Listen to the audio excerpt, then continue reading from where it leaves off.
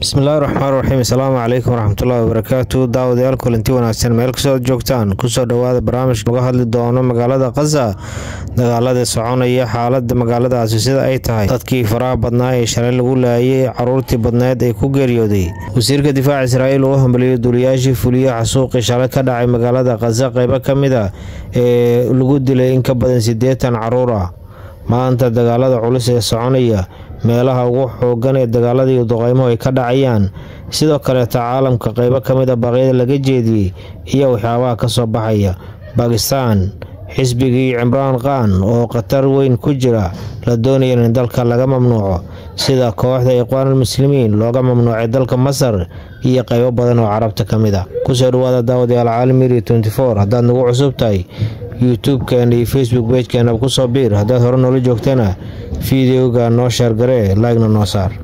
Waxaan ku bilownaa daawadayaal duqeymihii dhimashada badnaa ee maalin ka hor ka dhacay magaalada Gaza gaar ahaan xerada Mawaasi wixii ka dambeeyay wali waxaa soconaya cambaareynta iyo baaqyada ka soo baxaya ee caalamka ee la xiriira in la sameeyo xabad joojin degdeg ah.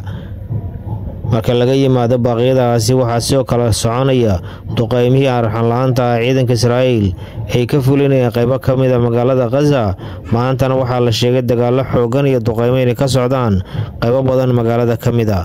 meelaha duqeymaha iyo dagaalada ugu xoogan ay ka dhacayaan ayaa la sheegay inay ka mid yihiin Zuwayda, xaafadda lagu magacaabo Rafah, kaamka Mawaasi iyo Salamida Nusayraad oo qaxootigu uu ku arsan yahay ayaa sidoo kale la sheegay meelaha aadka loo beegsanaya maanta inay ka mid yihiin kooxaha wax iska caabinta Falastiiniyiinta sida Kalabyada Islaamiga Jihaad iyo Salamida Xamaas ayaa dagaal xoogan kula jira qaybo badan oo magaaladaasi ka mid ah iyagoo soo bandhigaya fiidiyo cajaa'ib ah oo ay ku muujinayaan sida ay u beegsanayaan ciidanka Israa'iil qaarkoodna la tooganayo qaarna lagu burburinayo taangiyada iyo weerarada gaadmada oo ay ka fulinayaan qaybo badan oo magaalada ka mid ah.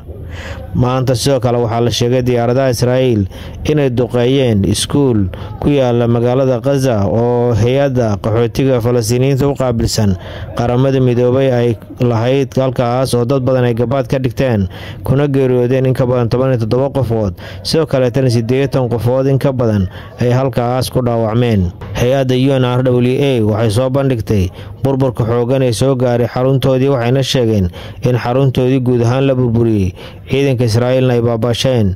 horeyna waxay u beegsadeen dhowr xarumood oo hay'addaas ay lahayd iyo iskuulo ay caruurta Falastiiniyiinta wax ku bari jirtay laakiin markii dambe noqday kaamo dadku ay isugu soo aruuraan halkaas ay gabaad ka dhigeen si ay uga badbaadaan duqeymaha culus ee diyaaradaha Israa'iil ay soo ridayaan. caalamka ayaa cambaareynaya waxyaabaha bini'aadanimada ka baxsan ee ka dhacaya magaalada Gaza. dowlado badan oo caalamka ayaana dhaleecayntooda marmar ka dambe soo gudbinaya.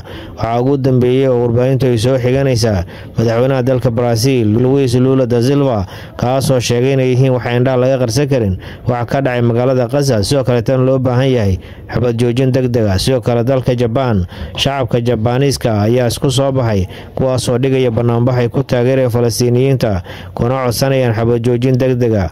jeedka waaweyn ee magaalooyinka Japan ayaana dadku isugu soo baxeen iyagoo ku cadaadinaya dowladooda inaysan ka qayb qaadan xasuuqa Falastiiniyiinta loo geysanayo.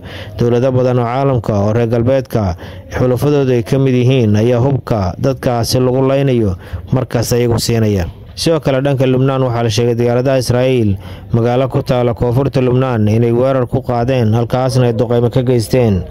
Hezbollah waxay sheegtay in si degdeg uga jawaabtay ayna burburisay xarun ciidanka sirdoonka Israa'iil ay lahaayeen oo ku taala gudaha Israa'iil.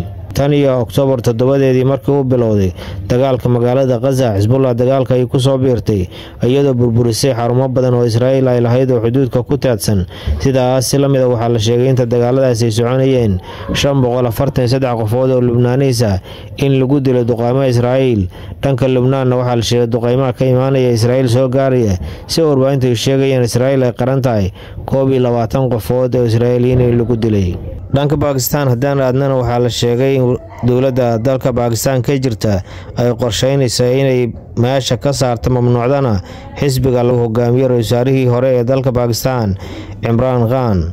wasiirka warfaafinta dalka Pakistan ayaa sheegay inay qorsheynayaan inay xisbigaasi guud ahaan dalka ka mamnuucaan. hadalkan ayaa yimid kadib markii maxkamadda sare ee Pakistan ay soo saartay go'aan taariikhi ah kaas oo xisbiga Imran Khan u ogolaanaya in kuraasta iyo si lamid ah maamulka ay qayb ku yeelan karaan gobolada iyo qaranka guud ahaan dalka Pakistan. doorashadii u dambeysay ee dhacday ee xisbiga waxay heleen xubno badan, hase ahaatee dowladda Pakistan ayaa markasta cadaadinaysa inaan xisbigaasi saameyn ku yeelan maamulka Pakistan, sidaas la mid ah meesha laga saaro guulihii ay gaareen.